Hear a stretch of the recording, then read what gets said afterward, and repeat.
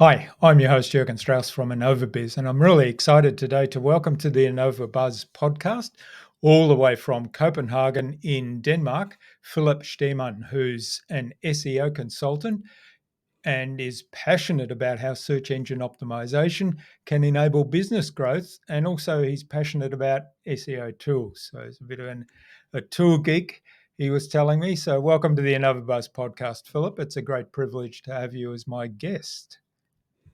Thank you so much for having me, Jürgen. I'm excited for this one.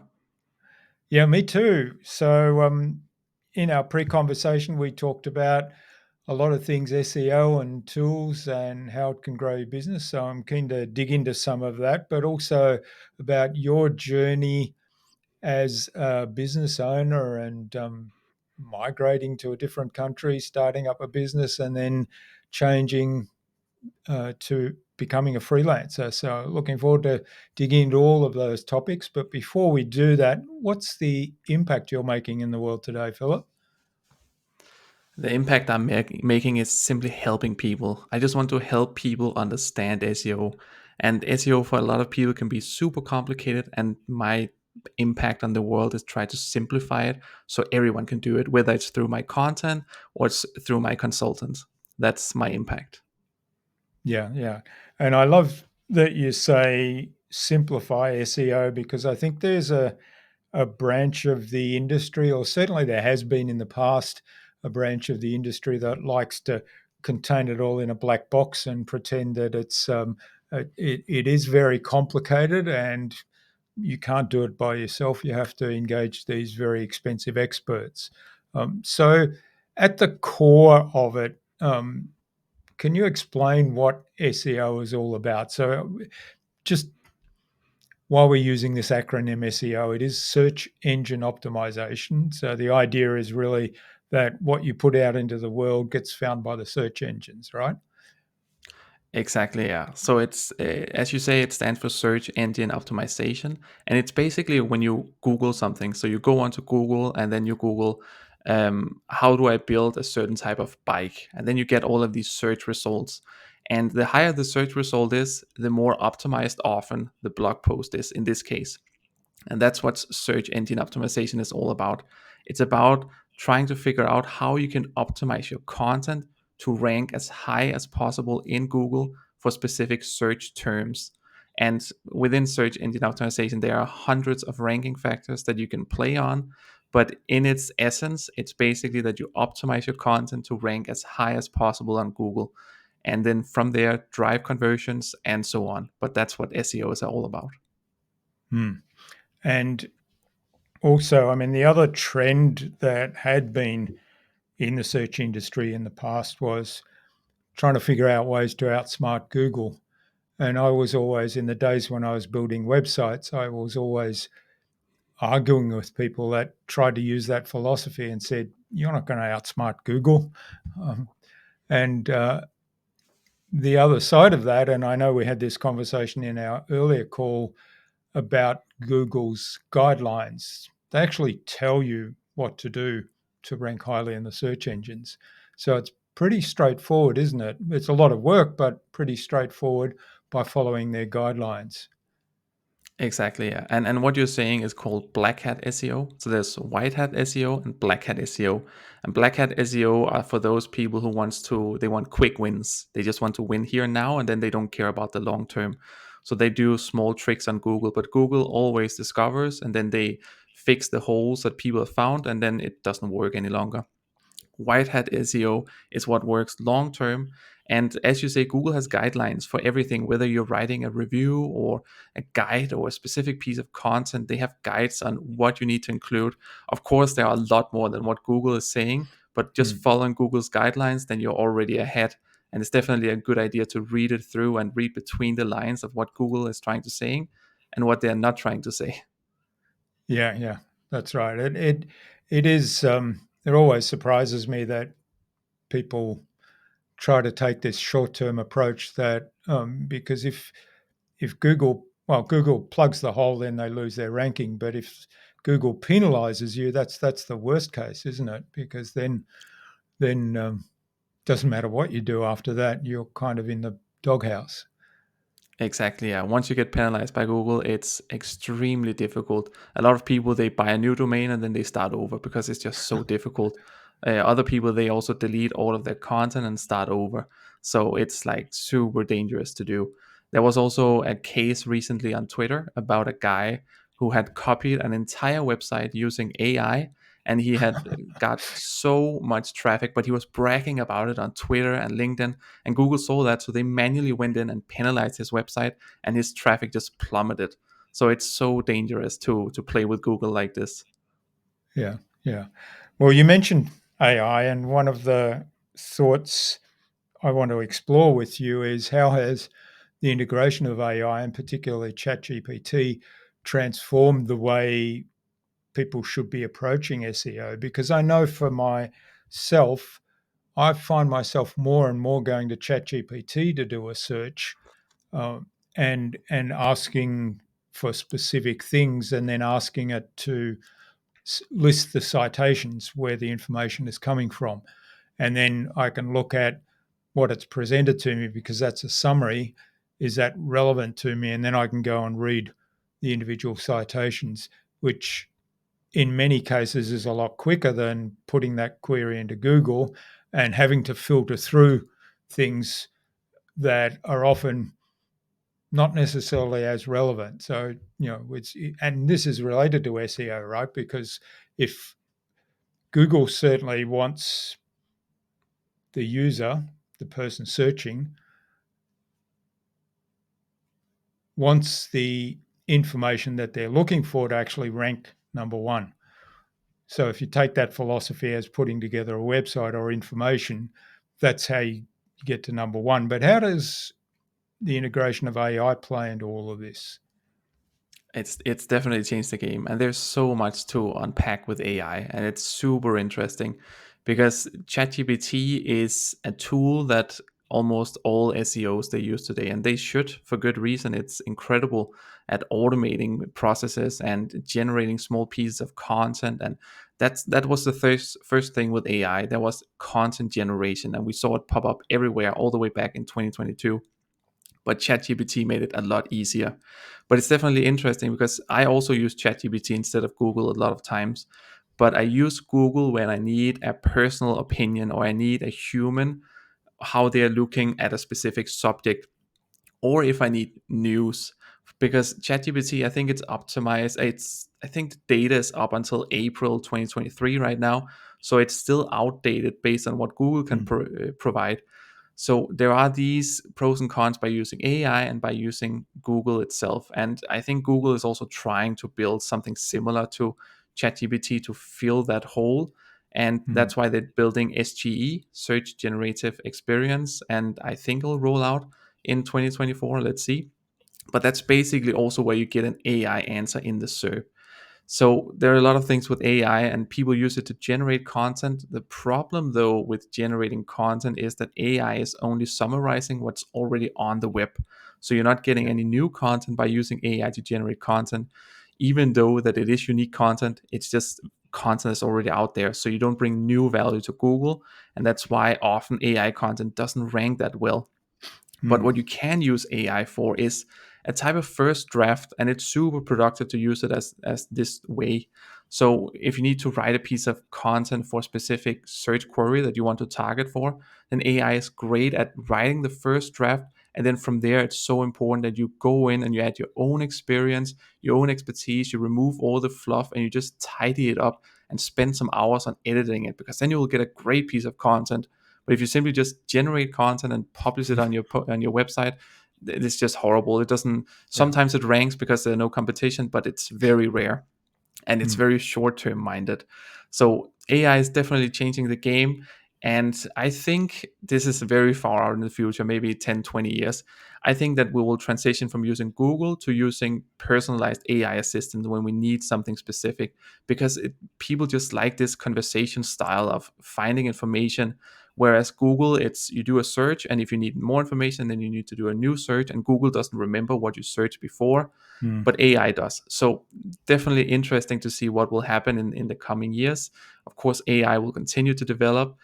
And I think the thing about AI taking over content jobs, it definitely has already, but people need to remember that an AI can't create new experiences like we human can. An AI can't go into a restaurant and taste something and then write a piece of content about it. Yeah. Maybe in the future, who knows? But at the moment, it simply can. So yeah, it's super interesting to follow AI and how it develops all the time. Yeah. Yeah. Well, you raised a point there that I think a lot of early adopters or people jumping into AI, but not really understanding how it works, and just seeing it as a shortcut. And it's the same thinking, I guess, as the black hat tricks in the early days of SEO is okay, write me an article about, I don't know, write me an article about SEO and how to rank in Mhm. Google. And it'll give you an article. It'll probably tell you a whole bunch of suggestions of how to do that. But as you say, it'll be a regurgitation of a whole lot of other stuff. And if you're not careful, it could actually be plagiarism. But what I found it where it's really useful is I can feed it a bunch of content that I have already written on a particular theme. So I'm with our community, for example, that I'm building. I've written a whole lot of content in the past to build the community. I've written emails to invite people to the community. That's all my voice. I did all of that before AI was available to us normal people, and I can feed it all that, and I can say, "Hey, I want to write another email that's sort of an updated invitation, or I want to write an email or a blog post on here that's consistent with the voice of all this, and here are the things that I want to cover." If I do that, then I get amazing content right off the bat, and maybe it takes me 15, 20 minutes to refine it from there. And within half an hour, I've got an article that probably would have taken me days to write otherwise. And it's in my voice and it's based on the information that I've given it. Exactly. Yeah. That's also why the AI assistants, they are out there now. So you can save time on this, and you can basically pre-train the AI with all of your content. I also saw a post the other day from a guy who had basically written his entire life story, and then he just feed it to an AI, and then the AI can write content based on his own experience. So it's definitely a lot of interesting ways of using it. Yeah, yeah. All right. Now, so how do you think AI can enhance the creative aspects of SEO, just not just in writing content or in doing some programming stuff, but really beyond that, beyond the efficiency and automation? How can that play into it? It's a good question, because basically what SEO people and content creators are using it for is to automate processes they do manually right now, and that's where it excels right now. In the future, what AI can do, that's really interesting to speculate about. I think it'll become better at providing content and be more creative in its writing, because sometimes if you have worked with AI now, you can really identify the words that the AI use, and ChatGPT in this case, Yeah, yeah, you can really, there are some words that just like highlights that this is written by AI. So that's also the thing, right? The more you actually work with the AI, the more precise you are in your prompts, the better output you get, as we just talked about before. Personally, I like to use AI to help me with internal link building on my website. So that's, for example, when you want to interlink multiple posts. If you have to do that manually, you need to really know all of your posts, or you need to go through all of your posts manually and that add links in between your content pieces. But with AI, you can basically just add all the links to your website, and then write the new article into AI, and then say, suggest me some links I can add in this post and in my other post.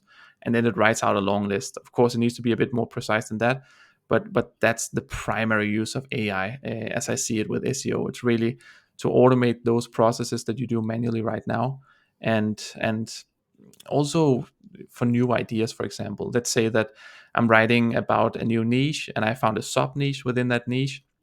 Then AI can do competitor research and can help you with finding specific topics you can write within this niche, and basically learn you teach you how you can do specific things within a niche and so on.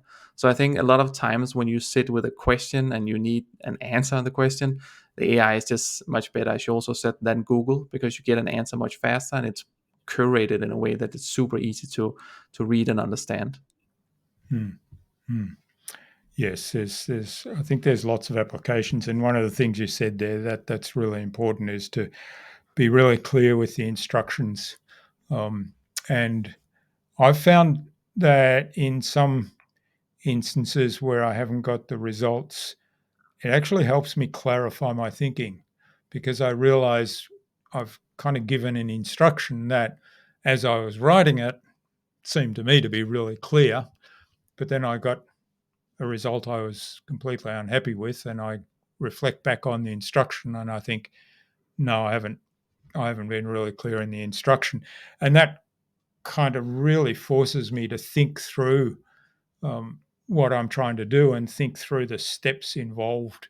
And sometimes it's a case of taking a step back and saying, well, what are the small steps within this process that I'm trying to do, and go back and do it step by step. And I find if you do a prompt chain, for example, and do, okay, step one, do this, and then give me the output and ask me if I'm okay with that before proceeding to step two.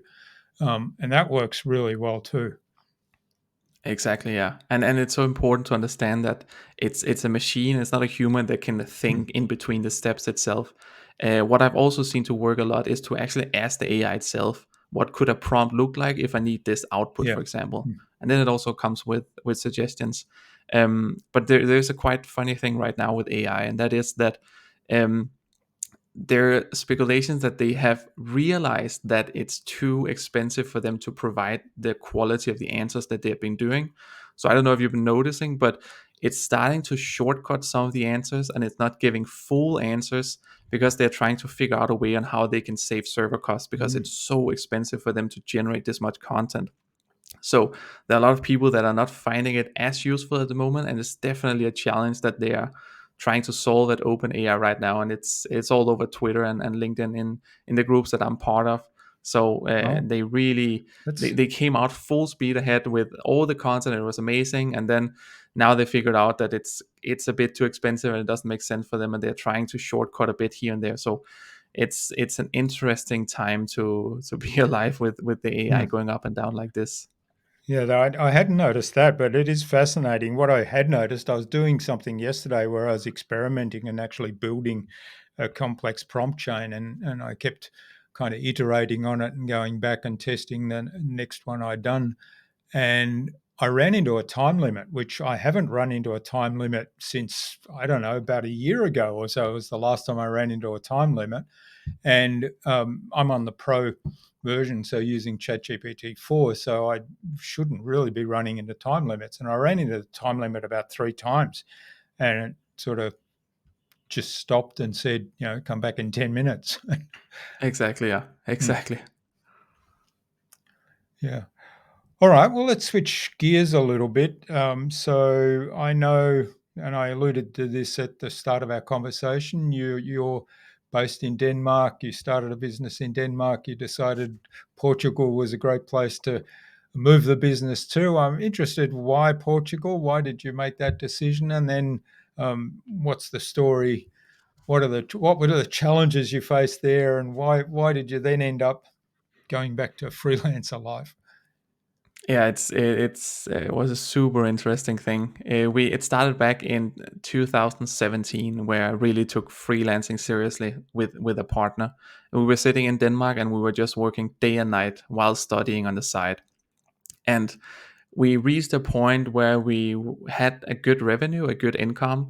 So we didn't want to study anymore because the studies, we learned more by doing the business part than the studies. And it was time to go full on the business part. But we also reached a place where we didn't have more hours to basically spend on working every day. So we needed to scale up. And we were looking at scaling in Denmark, and it didn't seem quite plausible with what we wanted to do. Is the salaries in Denmark are extremely expensive within web development, where it is that I'm freelancing.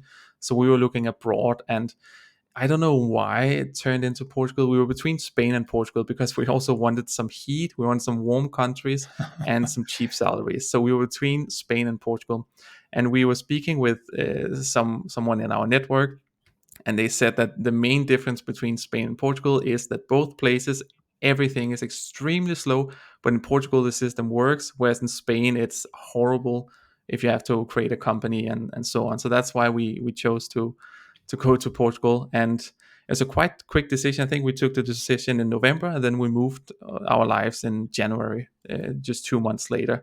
Everything down there, and it was exciting, and everything was new, and we had to figure everything out, from how do we migrate to the country, how do we create a business entity here, and what about accounting, and basically everything that we need to figure out. And in Denmark, we're used to everything is online. So if you need a business, you just go online, you create a business in 10 minutes, and then you're rolling from there. Then you contact an accounting company, and it's super fast and lean. But in Portugal, it's a completely different system because everything is manually on paper, and everything takes so much time, and they just work slow, to put it simple. So we had to contact a lawyer, and the lawyer had to basically do the entire thing of creating this new business entity, and it was important that it was below our entity in Denmark, and there was a lot of stuff there, and I think it took 1 or 2 months to create the business entity. And the funny story is that when we were finally at the last part where we had to put the last signature, we had to go through this like super narrow uh, basement all the way to a guy with like a long beard, and we had to like shake his hand and sign, and then he said congratulations, and then we were ready to go from there. And then we found some offices, and basically it started rolling there. And we had a lot of the clients from Denmark who continued to be clients in Portugal, and then we had to scale up from there. And it was interesting. It was up and down. We scaled everything to, I think we managed to get 10 employees, but we scaled way too fast. So we were scaling, and we were getting employees, and we had a lot of work, but everything was a mess, and everything just went too fast for us. So within 8-10 months, we had to basically figure out, what do we do, what's the savior plan here, because everything was just coming crashing down on us. So we had to basically fire all the employees and figure out how we could get out of this without getting any type of debt, because yeah, everything was a mess, and we were new in the game, and there was so much new stuff, and it was the first business that we had actually scaled to a good income, a good revenue, but without structure and without like a pipeline and all these things, then it's just impossible to run a business and that is actually stable and can continue into the future. So I think we ended up closing everything down in December, and then I moved back to Denmark in January, exactly 1 year after I moved to Portugal, and then I started freelancing. So I started freelancing still within my niche of web development, and I tried to get some SEO jobs, and basically just everything I could find. I tried to get on me, and this time I was just running the show for myself. I had learned the lesson that an agency was not the way for me to go at the moment. Now I just wanted to basically, can you say, lick the wounds? I wanted to basically get back on foot and achieve some success within my own industry again. And freelancing was great for me. It worked for me. It was on my own terms, and I had some great clients I worked with, and it was slowly moving on from there. And I was working a lot with web development back then, and I slowly, as I said, transitioned into SEO, where it is that I am today, a couple of years later. So now it's all about SEO, and I have SEO clients, and I share all my SEO knowledge on YouTube, my newsletter, on my website, and basically just transition. So it's all about SEO now. I transitioned first into technical SEO, and now it's all SEO. So super interesting. Hmm. So, what are some of the lessons you've taken into the freelancing business from that venture? Yeah, like the biggest lesson is definitely the pipeline issue. And never take on more work than you actually can, because I think when we started back then, we just took all the work because we were just working nonstop. But it was not fun. It was not a fun life because everything was work. And when people they ask me, what should I see in Portugal after I had been there for a year, I had no idea. I couldn't answer any questions because all I had seen was an office and an apartment. So the lesson Yeah. is definitely some more balance, and say no to clients. It's okay if you can't do it now, and often clients, they're okay by waiting a couple of months until you have a clear schedule and you can focus on their projects. It's not always that they are urgent and they have to get it done immediately. So that's definitely the two biggest things that I've taken on, and that I'm succeeding with today. Hmm. Hmm. Excellent. Yeah. Well, certainly the balance is a key thing. And yeah, it's a kind of pity that you travel to and you sort of lived in a new country, embedded yourself in there and had all those opportunities and it was all work.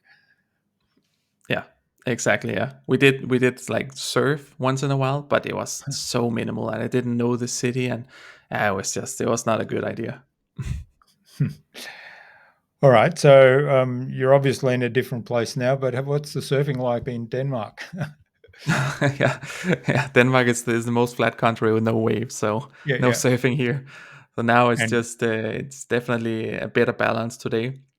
I have a couple of clients that I work with. I try to take bigger clients, so I don't work with that many clients, and they are all aware of my situation. And communication is just key. It's okay if you can't keep up with the deadline, as long as you communicate. It's okay if you can't take on a task because it's not within your skill set. It's just okay to say no and communicate, and that's the most important part. And that's also what makes me happy about my work today. I don't feel stressed and pressured, and I have to fix this task so I can create some more revenue because we have employees we need to pay for and an office and stuff like that. So it's definitely much better today, and I've learned to say no, and it's incredible, mm, incredible. yeah, yeah, learning to say no, it's a hard skill, isn't it? It is, because you just want everything because you're scared that nothing else will come and you can't create some revenue, and Mm, saying no is so important. mm. All right. Well, this has been fabulous, Philip. We could go on talking for hours about AI in particular, and lots of stories there. But and also your journey is fascinating. I think it's a good time now to move on to the buzz, which is our innovation round. It's the same 5 questions I ask of every guest, and the idea is you'll give an answer that'll inspire the listener to go and do something awesome as a result. So you all Awesome, let's set? do it. Yes, All let's do right. it. Well, what's the number one thing anyone needs to do to be more innovative? I think seek new knowledge all the time. Sign up for newsletters, follow new people on LinkedIn and Twitter, and then learn what other people's do, and then take it into your own craft. And often I get like inspiration to be innovative from other industries and pull it into my own industry and do it in a different way. That's definitely what works for me, and I'm sure it will work for you too. Yeah, yeah, that's a great tip, and I've had other people say that to me, and I love doing that because I love making those connections. It's and often you come up with some unique ideas there rather than looking within the same industry and saying, well, somebody's doing that, so I'll copy that or mimic that. Whereas, what are they doing in a different industry, and how can that apply to mine? Is something that usually comes up with an innovation. Exactly, yeah. It's so powerful. Hmm. All right. What's the best thing you've done to develop new ideas? The best thing I've done to develop new ideas is definitely testing. I try every week. Maybe I run a new test and see whether it works or not, or I learn something from it. And often when I run a test, then I get an idea for a new test because based on the results, and that test give me a new idea. And so testing different things is definitely what brings most ideas to me. And within SEO, I test a lot of tough stuff, from specific titles to descriptions to intros to all these different things. And yeah, I get so many ideas from testing. That's for sure. Mm, yeah, that's great. And certainly, I mean, one of the key strategies, I guess, in SEO is this idea of split testing, which is it's a standard technique, and that's the philosophy behind that, isn't it? Mm, Yeah, for sure. It's so important to test and test, because sometimes it's one letter or it's one number that's wrong, for that people don't click on your article in Google search, or it's like a description that's wrong. So it's just so important to test and see what works best. mm. All right. Do you have a favorite resource you use most often? Favorite resource? I think that must be YouTube. There's just so much knowledge on YouTube, especially also within SEO, and it's so fun to see what other people are testing and working with, and get ideas based on that. And it's not only within SEO, it's, as we also talked about before, it's other industries. It's love to see what other people are working on to grow their business, Mm. and then take inspiration to put into my own and see what I can do to grow my business. Mm. Yeah, well, we haven't talked about YouTube yet, have we? We sort of talked about No, Google as the search engine, and then ChatGPT as maybe the usurper, but YouTube's actually the second biggest search engine, isn't it? it is. It Mm. is definitely, yeah. And And it's interesting because it's a completely different game. It's mm, like it's if you want to rank in YouTube, it's completely different than Google. It's definitely interesting, and for sure it is. People often forget how big of a search engine it is, and there's so much opportunity on YouTube. and as you say, such a rich source of information too. Mm. It All is right. exactly, yeah. You touched on communication before. What's the best way to keep a project on track? Yeah, definitely communication, that's for sure. And I think people are so afraid of deadlines that if they don't reach a deadline, then everything will come crashing down. And as long as you communicate with your client or your colleagues or whatever it is, that people understand that life happens, and you're a human being, and we can't account for everything. We can't predict everything that's going to happen. So communication is key to keep a project on track. Also, because when other people are depending on you to finish your stuff, if they know that you're going to be delayed, that means that they have time to maybe do something else in the meantime. So communication is just key to keep a project on deadline. That's for sure. Hmm. Hmm. All right, that's certainly a big point, and communication is key. Sometimes we think we haven't made any progress. There's nothing to report, so we don't communicate. I know I fall into this trap quite a lot, and I have to keep reminding myself that it's actually better to go back and say there's nothing to report. Everything is on track, but there's nothing to report right now. So that communication can actually be really valuable too. Exactly. Yeah. It's so important that people they don't sit with a sensation of what's going on. It's so Mm. important that they are informed, and you don't need to inform every single day, but just that they are informed, that they know that it's on track, as you say, or if something is falling behind, or if there's simply nothing to tell, then also say that. Just that there is a communication. Hmm. Excellent. All right. Final question of the buzz round. What's the number one thing anyone can do to differentiate themselves? Oh, be themselves for sure. We always strive to be someone who is succeeding, but no one is like you. So just keep being you, and it's okay. Not everyone is gonna like you, and that's how it is. Just keep being your true self, and that's also how you create an audience and how people start trusting you. So yeah, for sure, just be yourself. Yeah, that's I guess if I were to rank all the answers to that question over the 600 odd episodes, that's probably one that comes up. I guess once in every 3 or 4 episodes. But it is so Yeah. true, isn't it? Uh, we sometimes fall into this trap of comparing ourselves to others, or looking at somebody and saying, "Well, they're really successful, and I like what they do, so I'll instead of saying I'll learn from that, or I'll develop my own way of doing something similar, or of achieving that success, we kind of say, well, I've got to do it like that, and Hmm. we lose ourselves along the way. Exactly, and we all have different stories and different ways of working. And if you absolutely have to compare yourself to someone, then compare yourself to how you were yesterday, and then see how you're progressing from there. Yeah, that's right. That's the comparison. Exactly. All right. Well, fantastic, Philip. Now, where can people find out more about you and the work you're doing? Maybe read your blog posts. I know there's a download and a free ebook there on your favorite AI tools, which is really interesting. So, where can people find out more about you and maybe even get in touch and say thanks for what you've shared today?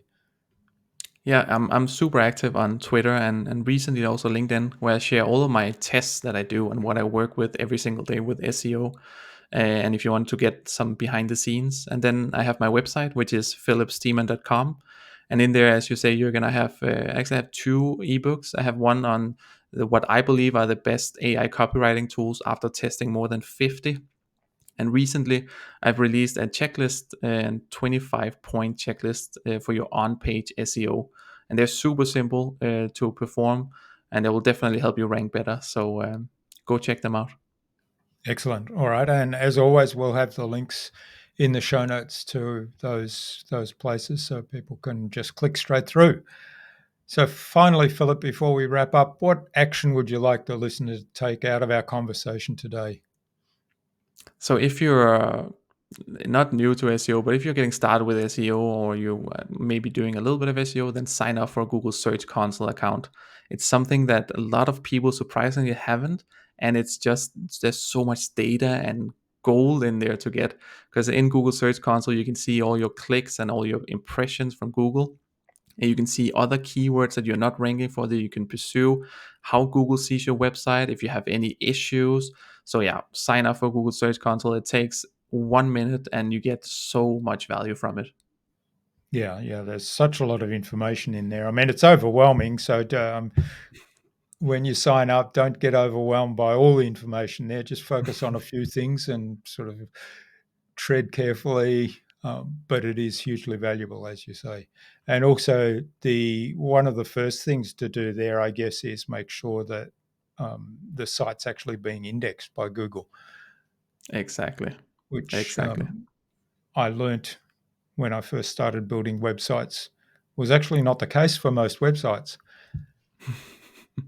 No, it's not. Sometimes there's like if you're building with WordPress, there's like a little checkbox that people sometimes forget to uncheck when they release their website, and then Google will Yeah, never index your website. So yeah, yeah, there's a lot of information in there. yeah.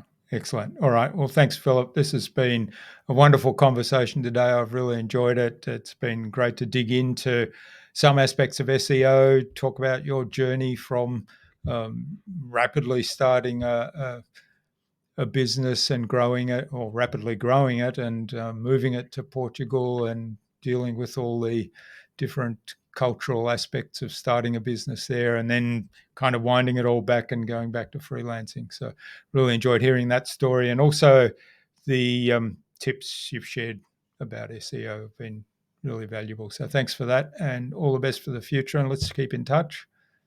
Definitely. Thank you for having me. It's been a pleasure.